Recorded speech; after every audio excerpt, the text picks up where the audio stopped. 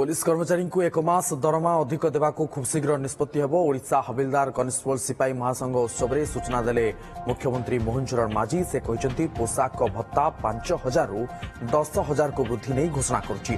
गाड़ी बाबद भत्ता 300 रु 1,000 को वृद्धि कराजिबो। कनेस्टेबल महासंघर कार्यालय को नूतन भावे निर्माण कराजिबो।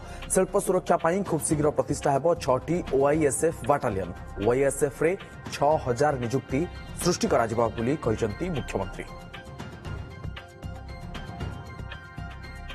एक मासर अधिक दरमा को नूतन वेतन हार प्रदान करने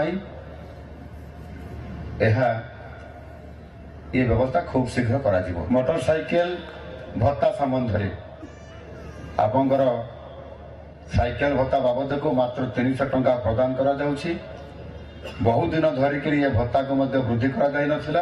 आमे निश्चित भाव ताको विचार को नहीं 300 टंका जो भत्ता अछि ताको 1,000 टंका करा जिवो। पोशाक भत्ता बाबद आप रखिछंती दाबी रखिछंती 5,000 रु ताको डबल करिया पई 10,000 करिया पई मो एठी आपन मान पाटे घोषणा करूछि।